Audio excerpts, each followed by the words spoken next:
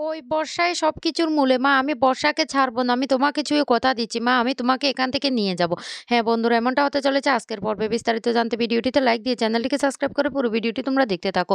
গল্পের শুরুতে আমরা দেখতে পারবো কুর্চি তখন পুলিশকে বলতে লাগলো, "শুনুন, আপনারা আগের ঘটনাগুলো না শুনলে হুট করে আজকে কি হয়েছে সেটা শুনে কি সিদ্ধান্ত করতে পারবেন যে ওই মেয়েটা কেমন?" পুলিশ তখন বলতে লাগলো, "আমরা তো আগের ঘটনাগুলো শুনতে চাই না। আমরা শুনতে চাই আজকে কি হয়েছে সেটা। সেটার উপর নির্ভর করবে উনার কে কি আমরা অ্যারেস্ট করব না অ্যারেস্ট করব না। সত্যি এক্সাক্টলি বাড়িতে কি হয়েছিল সেটা বলুন তো? আর আপনি কি সত্যি আপনার পুত্রবধূর গায়ে হাত তুলেছেন?" কমলিনী তখন বলতে লাগলো, "সে শিক্ষায় না আমরা বড় হইনি। আমরা এমন ধরনের মানুষ না যে পুত্রবধূর গায়ে হাত তুলবো।" তখন এই কথা বললে বলতে লাগলো, "সেটা তো আদালত প্রমাণ করবে। সেটা তো আমাদের হাতে নেই। আমাদেরকে যেহেতু ওরা কমপ্লেইন করেছে তাই আমাদের কাজটা আমাদেরকে করতে হবে।" তখনই বড়টা মেয়ে বলতে লাগলো, "শুনুন অফিসার আমাদের তো বয়স কম হয়নি। ও আমাদের বাড়ির বৌমা। আর আমাদের বৌমা এমন না। আর সেইজন্য আপনারা একটা মেয়ে কমপ্লেইন করেছে তাই ওকে অ্যারেস্ট করতে বাড়িতে চলে এসেছেন।" তখন অফিসার বলতে লাগলো, "যিনি কমপ্লেইন করেছেন তিনিও তো এই বাড়ির বৌমা। তাহলে উনার গায়ে আমরা অনেক আঁচড় দেখেছি। উনার আ সমস্ত শরীরের যে মারের দাগ সেগুলোও আমরা দেখতে পেয়েছি। তাই তো আমরা বাধ্য হলাম উনাকে অ্যারেস্ট করতে।" এ কথা বলে বড়টা মেয়ে তখন বলতে লাগলো, "ও এখনকার যুগে যে কি থেকে কি হয়ে যায় সেটা না আপনারা জানেন না। ওই মেয়েটা আসলে কি সেটা তো আপনারা জানেন না। ওই মেয়েটা একটা কালসাপ।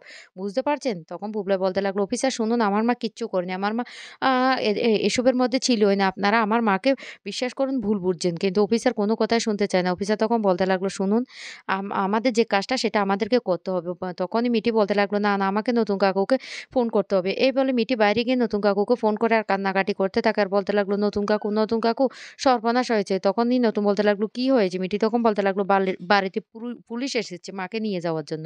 যা শুনে অবাক হয়ে যায় নতুন কাকু। তখনই মিটির ফোনটা নিয়ে মিঠির থেকে বলতে লাগলো, "শুনো নতুন কাকু বাড়িতে পুলিশ এসেছে। কাকিমার নামে নাকি কমপ্লেইন করেছে বধূ নির্যাতনের। তাই কাকিমাকে পুলিশ অ্যারেস্ট করে নিয়ে যাবে। তুমি তো যত তাড়াতাড়ি সম্ভব বাড়িতে আসো।" নতুন কাকু তখন বলে উঠে, "হ্যাঁ, আমি এখনই আসছি। এটা অসম্ভব ব্যাপার। এভাবে একজন কমপ্লেইন করলে আরেকজনকে অ্যারেস্ট করে কিছুতেই নিয়ে যেতে পারে না। সে একজনের স্ত্রী।" এ এদিকে ফোনটা কেটে দেয়। তখনই পুলিশরা বলতে লাগলো, "যান আপনি তাড়াতাড়ি গিয়ে রেডি হয়ে আসুন। আপনাকে আমাদের সাথে যেতেই হবে।" তখন কমলিনী বলতে লাগলো, "না, আপনারা আপনাদের কর্তব্যটা করতে এসেছেন। আমাকেও তো আমার কর্তব্যটা করতে হবে। আমার স্বামী বাড়িতে নেই। আমি আমার স্বামীকে না বলা পর্যন্ত আমি এখান থেকে যেতে পারব না। আমার স্বামী ফিরে আসুক তারপর আমি আপনাদের সাথে যাব।" তখন এই কথা শুনলেই উম দে ক ক পুলিশ বলতে লাগলো, "শুনুন আপনার স্বামী কখন আসবে?" কমলিনী তখন বলতে লাগলো, "উনার কাজটা সেরেই তো উনি আসবেন।" তখন মিটি বলতে লাগলো, "আমরা নতুন কাকুকে ফোন করে দিয়েছি মা। নতুন কাকু চলে আসবে কিছুক্ষণের মধ্যে।" তখনই কমলিনীর শাশুড়ি বলতে লাগলো, "শুনো দিদি তোমাকে একটা কথা বলি, পুলিশের সাথে না তর্ক করতে যেও না। উনারা উনাদের কাজটা করতে এসেছে।" তখনই বড় ঠাম্মি রেগে যায় আর বলতে লাগলো, "শুন লক্ষ্মী, বুবলাইটা পর্যন্ত পরিবর্তন হয়ে গেছে। কিন্তু তোর পরিবর্তন হলো না। তুই না আর কোনদিন পরিবর্তন হতে পারবি না। সেটা আমি বেশ ভালো করে বুঝতে পারছি। তুই আগের মতোই থেকে যাবি।" তখনই বলতে লাগলো, "শুনো দিদি, তুমি না আমাকে একদম সহ্য করতে পারো না।" এই কথা বলাতেই তখন বড় ঠাম্মি বলতে লাগলো, "কিভাবে তোকে সহ্য করতে পারবো বল? তুই তো সেই আগের মতোই রয়ে গেলি। তাই তোকে কি করে সহ্য করব?" তখন বড় ঠাম্মি আরো বলে উঠে, "শুন, তুই না আর কোনোদিন শুধরাবি না।" এদিকে কমলিনীর শাশুড়ি তখন বলতে লাগলো, "আমাদের বৌমা তো কিছু করেনি। তাই আমাদের বৌমাকে ওরা নিয়ে যাক, ওরা ওদের কাজটা করুক।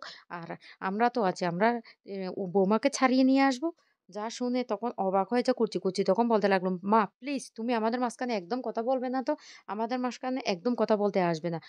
তোমার না কথা আমার একদম ভালো লাগছে না। অনেক অন্যায় করেছো তুমি। তোমার অন্যায় না আর সহ্য হচ্ছে না।" এদিকে পুলিশ তখন বলতে লাগলো, "আমরা আর কতক্ষণ পর্যন্ত অপেক্ষা করব? বলুন কতক্ষণ পর্যন্ত আপনার জন্য অপেক্ষা করব?"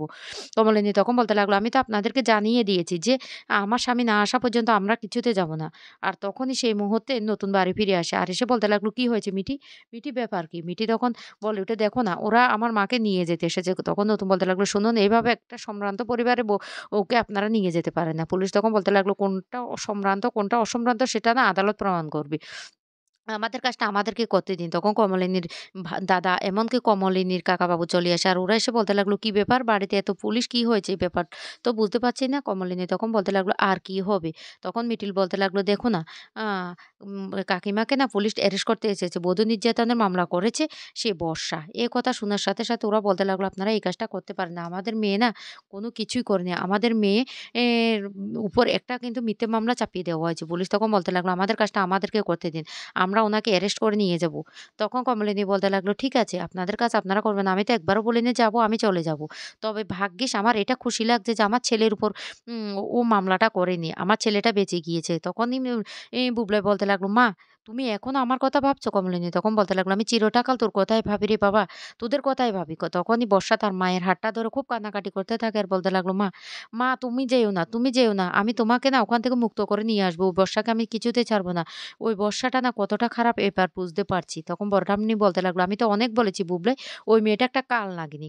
ওই কালনাগিনীর হাত থেকে তোকে না অনেকবার বলেছিলাম, সতর্ক করেছিলাম। তুই কোনো কথা শুনিসনি। তুই বউর কথায় অনেক লাফালাফি করেছিস।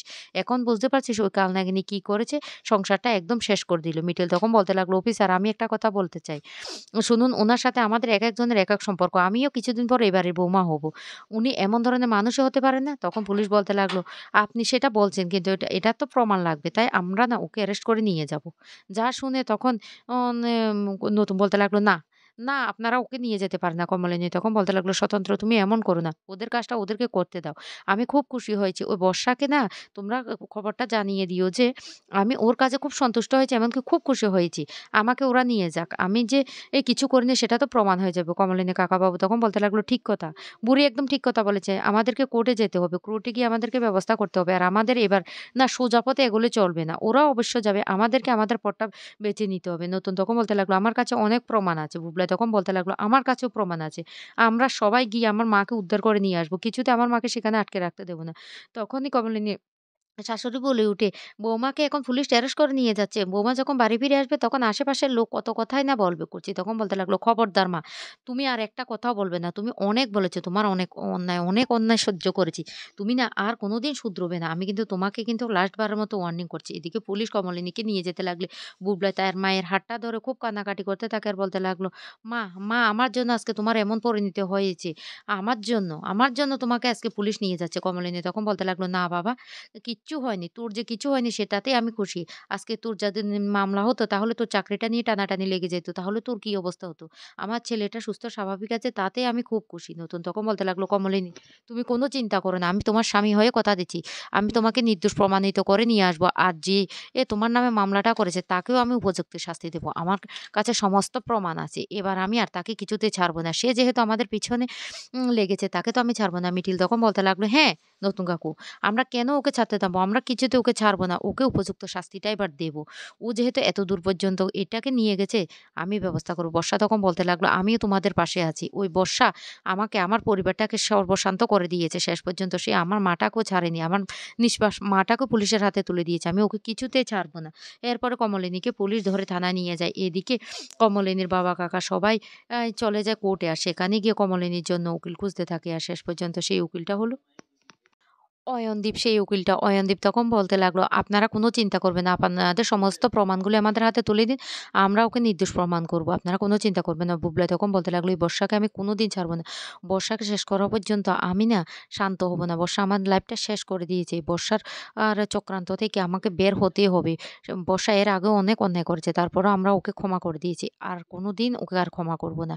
ও আমার মাকে এত বড় অপমানটা দিয়েছে। ওকে আমি কিছুতেই ছাড়ব না।" এদিকে কমলিনী তখন থানায় বলতে লাগলো, "অফিসার, আপনারা আমাকে নিয়ে এসেছেন তো? কিন্তু কিছুতে আমার নামে কোনো আপনারা প্রমাণ জোগাড় করতে পারবেন না। ওই মেয়েটা যে কতটা খারাপ, কতটা জঘন্য সেটা আপনারা বুঝতে পারবেন।" এদিকে সমস্ত প্রমাণ নিয়ে কমলিনীরা ছেলে, কমলিনীর বাবা, দাদা সবাই হাজির হয়ে যায় সেখানে। এমনকি নতুনও। তো বন্ধুরা, কেমন লাগলো আজকের পর্বটি অবশ্যই কমেন্ট করে জানাবে।